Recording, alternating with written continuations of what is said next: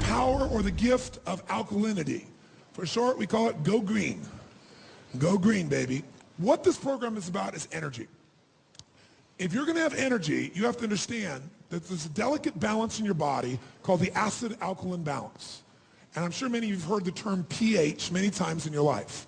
But usually you might hear it about a hair product or something of that nature, unless you were studying your body a little bit. But just as your body has to regulate its temperature, ideally at what temperature? 98.6, right? Too much variance either way of that, it affects your health, doesn't it? Your natural body temperature going there. You get up to 104, you got some real serious problems.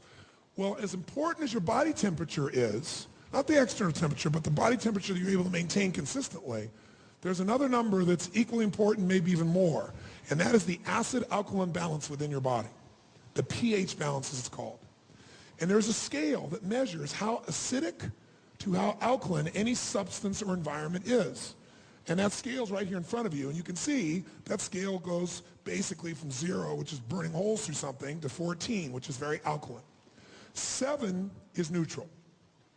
Now, all the different parts of your body have a different need for acid or alkalinity, but the vast majority, and the most important one, the blood, has to be slightly alkaline. Slightly alkaline. Now, that alkalinity is 7.36, and much variance from that, and you got some challenges in your blood. Now, you can measure that directly with tests, but you can also measure your urine, or you can also measure your saliva. They're not as totally accurate as the blood is, but they're things you can easily do. Once you start seeing your pattern, you're going to know what's going on. And if you're in a position where your blood or your urine, saliva is the least accurate, is moving you into the acid stage, you know that your body is starting to break down. Now, when we say acid pH, when you hear that term, acid pH or alkaline pH, technically all it really means is when you're looking at atoms, you've got neutrons, you've got protons, and you've got electrons. All you got to know is when it's acid, it's saturated with protons. When it's alkaline, there's lots of electrons, and those electrons have the impact of creating an environment which oxygen can be very rich. They also are that alkaline environment is what makes those red blood cells have a negative charge that makes them bounce off of each other so they don't stick together, so they flow through your body and you get the oxygen that you need. Also, it's very difficult in a highly oxygenated environment, a non-acid environment, for microorganisms to grow in mass. They stay checked, they stay balanced when you're fully oxygenated. But when your bloodstream gets acid, it's like putting out the pollution and wondering where the rats show up.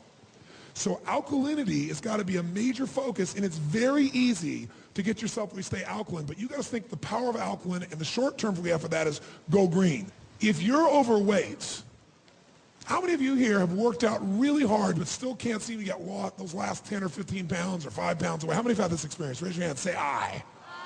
A lot of people say, oh, it's my metabolism. Well, that would be true to some extent, but a lot of people work out like crazy. They still don't seem to be getting the result. When your body is extremely acidic, you don't get as much oxygen. When you don't get as much oxygen, everything slows down, including the metabolism, even though you're working out. In addition, as you work out, if you work out hard and you're working out in an anaerobic way, you're building even more what? Who knows? Even more acid.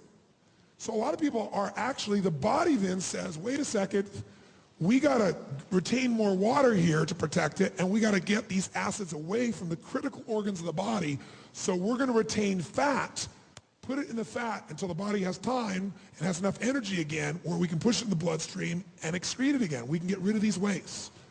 So fat actually protects you.